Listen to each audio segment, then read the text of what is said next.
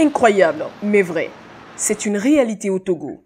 L'outil numérique est devenu un élément moteur dans la lutte contre la corruption et les infractions assimilées, aussi bien en matière de prévention que de répression.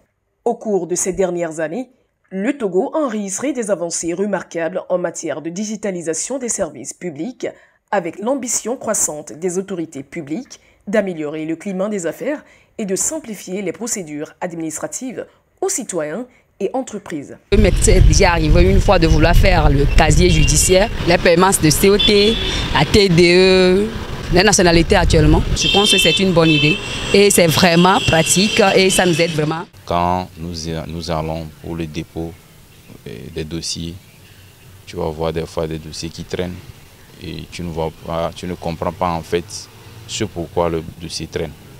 Je pense que c'est une très bonne chose. Au dernier mois où je devais demander la nationalité pour un proche, on était là-bas, on a vu la manière dont les choses ont beaucoup changé. Tu fais tout en ligne, tu payes tout en ligne et quand tu te présentes, c'est juste peut-être quelques formalités pour finir la procédure. À ce jour, plus de 50 démarches administratives sont digitalisées et accessibles partout au Togo à travers le portail national des services publics. Il s'agit entre autres de l'opérationnalisation des plateformes administratives comme la DGDN, le CFE, de la dématérialisation complète de l'obtention des titres fonciers ou encore la possibilité de demander, de déposer et de consulter les documents en ligne dans le secteur de la justice. À ce jour, pour saisir la Cour d'arbitrage du Togo, la CATO, c'est par le numérique.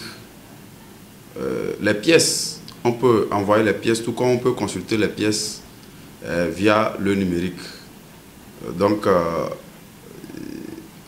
dans ce domaine, je peux dire que le numérique est bien implanté, tout comme le tribunal de commerce de Lomé. Tout est digitalisé.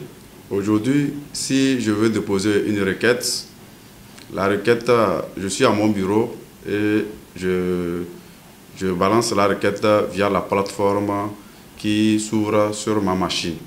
Tous les Togolais, quel que soit l'endroit où ils se trouvent, ils peuvent demander librement leur casier judiciaire. L'un des avantages de la dématérialisation des services publics est de réduire au maximum les contacts des usagers avec les agents de l'État qui engendrent régulièrement le versement de pots de vin. Lutter contre la corruption en se basant seulement sur la dématérialisation, on ne peut pas tout de suite et maintenant arriver. Parce que l'option zéro papier est utopique.